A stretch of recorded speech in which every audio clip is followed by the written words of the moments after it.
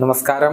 Raf talks ഫുട്ബോളിലേക്ക് ഏവർക്കും സ്വാഗതം. ഈ യൂറോ കപ്പിൽ പ്രതീക്ഷിച്ച രൂപത്തിലുള്ള ഒരു പ്രകടനം പുറത്തെടുക്കാൻ വമ്പന്മാരായ ഫ്രാൻസിന് കഴിഞ്ഞിട്ടില്ല. ഗ്രൂപ്പ് ഘട്ടത്തിൽ 2 മത്സരത്തിൽ അവർക്ക് സമനില വഴങ്ങേണ്ടി വന്നിരുന്നു. വിജയിച്ച മത്സരമാവട്ടെ സെൽഫ് ഗോളിന്റെ ആനുകൂല്യത്തിലായിരുന്നു അവർ വിജയിച്ചിരുന്നത്.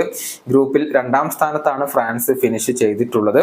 തങ്ങളുടെ പേരിനും പെരുമക്കുമൊത്ത ഒരു പ്രകടനം ഇതുവരെ പുറത്തെടുക്കാൻ ഫ്രഞ്ച് പടക്ക് സാധിച്ചിട്ടില്ല എന്നുള്ളതാണ് യാഥാർത്ഥ്യം. കഴിഞ്ഞ മത്സരത്തിൽ പോളണ്ട് ആയിരുന്നു അവരെ സമനിലയിൽ തളച്ചത്. റയൽ മാഡ്രിഡ് സൂപ്പർ താരമായ കമവിംഗയ്ക്ക് സ്റ്റാർട്ടിംഗ് 11-ൽ സ്ഥാനം ലഭിക്കാറില്ല. പോളണ്ടിനെതിരെയുള്ള മത്സരത്തിൽ പകരക്കാരന്റെ വേഷത്തിലായിരുന്നു അദ്ദേഹം കളിക്കളത്തിലേക്ക് വന്നിരുന്നത്.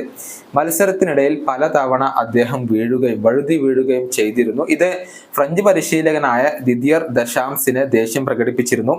കമവിംഗ തിരഞ്ഞെടുത്ത ബൂട്ടുകളെ അദ്ദേഹം വിമർശിക്കുകയും ചെയ്തിരുന്നു. മാത്രമല്ല, ട്രെയിനിങ് സെഷനിൽ ഇരുവരും തമ്മിൽ ചില അസ്വാരസ്യങ്ങൾ ഉടലെടുത്തിട്ടുണ്ട്.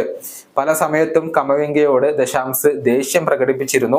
കമവിംഗ റെഡിയാണെങ്കിൽ നമുക്ക് ട്രെയിനിങ് തുടങ്ങാം എന്ന് പരിഹാസ രൂപേണ ട്രെയിനിങ്ങിനിടയിൽ ദശാംസ് പറഞ്ഞതായും റിപ്പോർട്ടുകൾ ചൂണ്ടിക്കാണിക്കുന്നുണ്ട്. താരത്തിന്റെ ആറ്റിറ്റ്യൂഡിനെതിരെ ദശാംസിന് എതിർപ്പുകളുണ്ട് എന്ന് തന്നെയാണ് ഇപ്പോൾ ഈ റിപ്പോർട്ടുകളെല്ലാം ചൂണ്ടിക്കാണിക്കുന്നത്. TVC സ്പോർട്സ് ഉൾപ്പെടെയുള്ളവർ ഇക്കാര്യം റിപ്പോർട്ട് ചെയ്തിട്ടുണ്ട്.